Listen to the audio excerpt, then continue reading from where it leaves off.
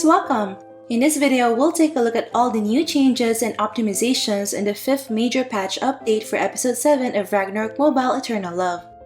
This will include the removal of Friendship Proof and Silver Medals, and optimizations for Valhalla Ruins and Monster Laboratory. This new update will be implemented in the global and C servers after the scheduled maintenance patch this week. Alright, without further ado, let's begin. First up, we have several changes related to Valhalla Ruins or VR. First, the requirements for entering VR has been changed. The minimum base level required to enter VR is now 60. Silver medals are no longer required to enter the instance.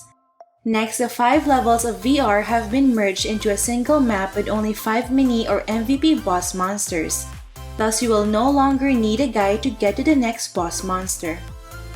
Next, the rewards for clearing VR are now account limited, so you only need to run 1 character per week. Defeating each mini or MVP monster will give double rewards. It will also give 2 random rewards on top of the double rewards obtained.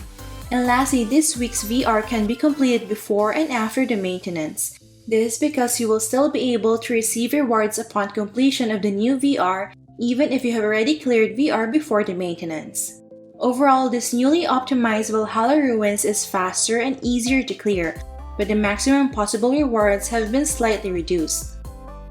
Next, we have the removal of Silver Medal and Friendship Proof system, so these items will no longer be obtainable after the maintenance. If you have remaining Friendship Proof, you can still exchange them directly to more coins.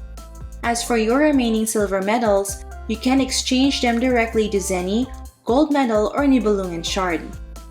In line with this adjustment, Silver Medals are no longer required when exchanging headwears in the PvP arena shop. In addition, you will now be rewarded with 3 more coins after completing each of the following daily missions in the assistant interface: Mission Board, Open Rift, Adventure, and Pet's Labor. That means you can obtain up to 12 more coins per day. Next, the base and job EXP gain from mission board quests have been increased according to the issued level. Next, we have several optimizations related to Monster Lab. First is the reduction in the number of maps from 8 to 4. Second, you can no longer obtain both EXP and material rewards at the same time upon clearing the map. Before entering the map, you will have an option to choose if you want to get either EXP or materials as reward. If you are using monster records from the Mentor shop, a pop-up will appear that lets you select the reward of your choice. In addition, the amount of rewards has been increased. Third and last, the mechanics for clearing the instance have also been changed. Before, the objective was to defeat 10 waves of monsters with 60 monsters each for 10 minutes. But in the newly optimized Monster Lab, there will be 300 monsters spawning all at once, which you need to defeat within 5 minutes. Rewards will be given according to the number of monsters defeated. Overall, this is a much better improvement compared to the old Monster Lab, as it can be completed faster and the rewards are far better. But then again, grinding will still definitely give more EXP and Zenny compared to Monster Lab. This is a good option for those who cannot farm their characters or want to use monster records. Next, we have the optimization of the MVP room in Echoing Corridor. Monsters in MVP room will now spawn 2 seconds after you have entered to avoid getting killed due to connection issues. The flying wheel in the MVP room will start to move and deal damage after 2 seconds as well. Next, we have some changes related to the Ronin or Wildfire class.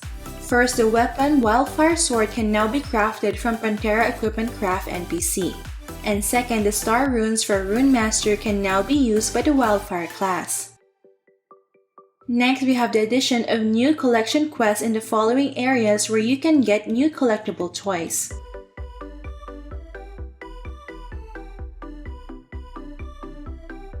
Next, we have the adjustment of Monster Strip skill mechanic. First, the Parasite Elite monsters in Wasteland maps can no longer strip your equipment. When the little flower they summon attacks you, it will reduce your damage by 10% for 5 seconds and it can stack up to 8 times. As for the Wolf Grandma and Firebird Cheery, they also cannot strip or remove your equipment. Instead, they will now be able to break your equipment similar to the effect of improved acid demonstration. This is a good adjustment as it is easier and faster to use Stay Calm or any repair skill for your broken equipment than to manually re-equip your stripped gear. Next, the schedule of GVG events in global server have been adjusted to be 2 hours earlier. The War of Imperium every Thursday at 9 to 10 p.m. will be moved to 7 to 8 p.m.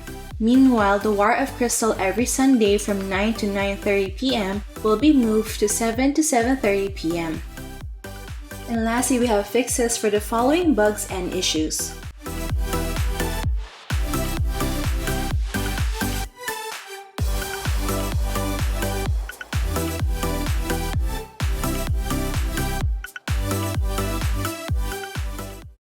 Alright, so far we've gone through the changes coming in the 5th big patch update of Episode 7. This based on the patch notes released in the C and global servers. I think this will be the last Episode 7 patch update we'll get before Episode 7.5 arrives. Alright, that's it for this video guys. Don't forget to like if you enjoyed watching this video. If you're new here, I would love for you to consider subscribing by hitting the subscribe button down below. I would love to have you back. Thank you for watching and see you in our next episode.